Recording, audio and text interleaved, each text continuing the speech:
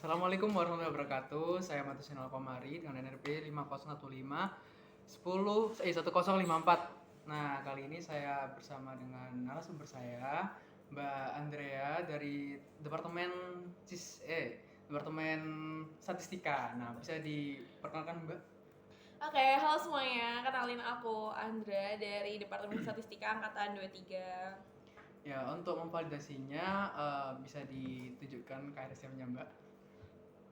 Oke, bentar ya. Oke.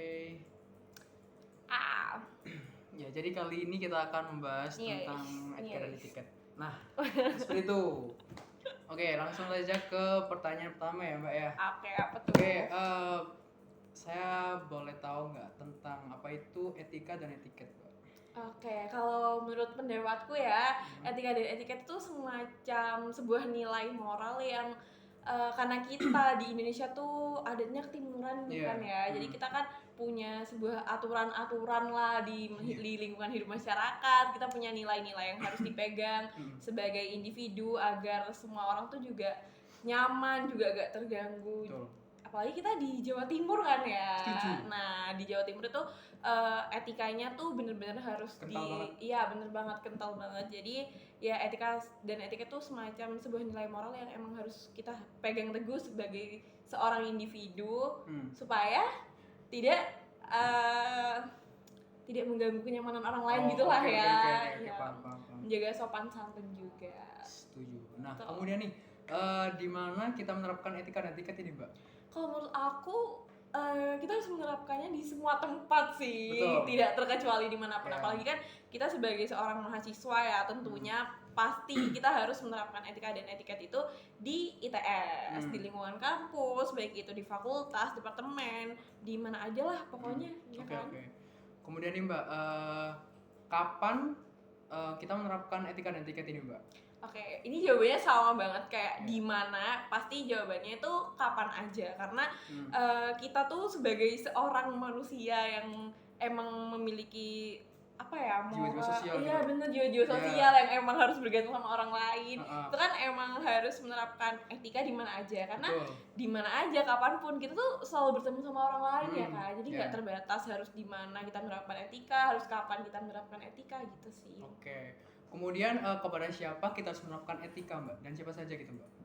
Nah, ini juga nih jawabannya sama aja nih, kepada siapapun kita harus menerapkan etika ya teman-teman. Kayak misal nih, kamu kan angkatan 24 nih, aku angkatan 23. Bukan berarti aku sebagai angkatan 23 tuh nggak menerapkan etika ke kamu. Harusnya aku juga menerapkan etika kamu supaya kamu juga bisa merasa dihargai ya kan.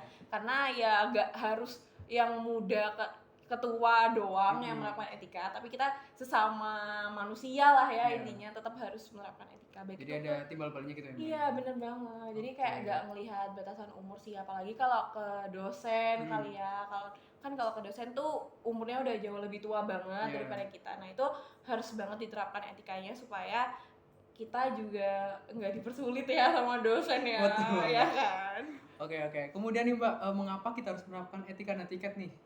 Terlebih di lingkungan ITS. Oke, karena balik lagi ya sebagai mahasiswa yang tentunya kita ini kaum yang terpelajar gitu ya kan. Pastinya kita harus tahu batasan-batasan kapan sih kayak kita tuh bisa ngobrol dengan serius, bisa ngobrol dengan santai ke baik itu ke temen, ke adik tingkat, terus ke dosen. Tapi kan kayak meskipun dalam kondisi yang informal gitu kan setidaknya kita tuh sebagai kaum yang udah tau lah gimana cara memposisikan diri dengan orang lain.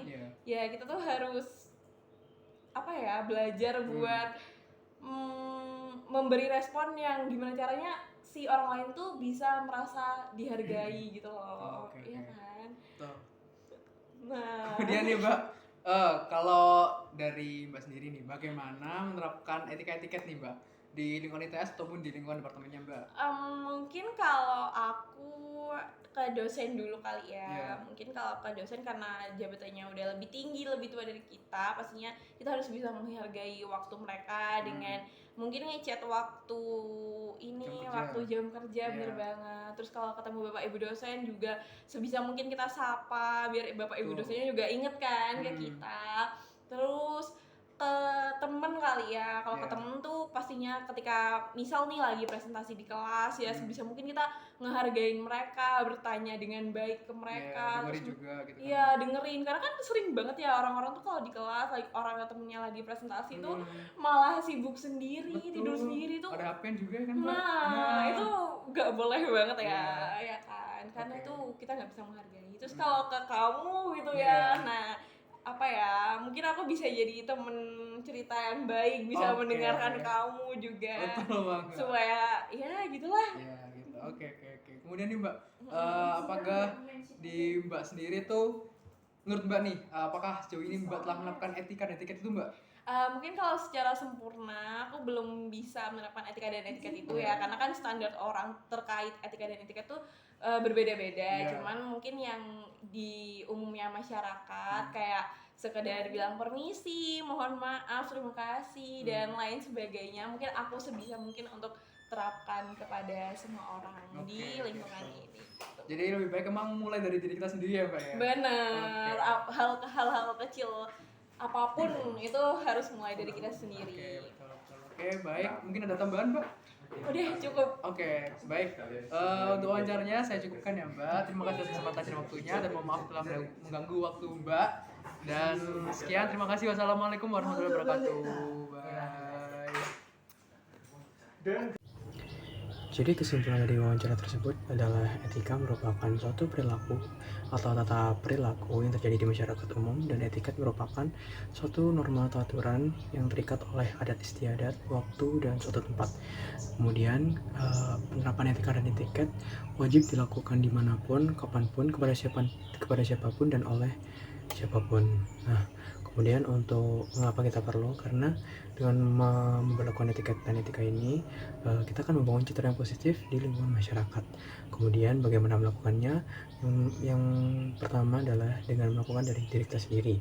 Bisa dilakukan dengan 3S, senyum, salam, sapa, dan kemudian memiliki empati terhadap orang lain. Nah, kemudian terdapat juga bagaimana kita lebih responsif terhadap lingkungan sekitar. Seperti itu, sehingga nanti dapat membangun suatu kebiasaan memiliki etika dan etiket yang baik di lingkungan masyarakat. Sekian, terima kasih. Wassalamualaikum warahmatullahi wabarakatuh.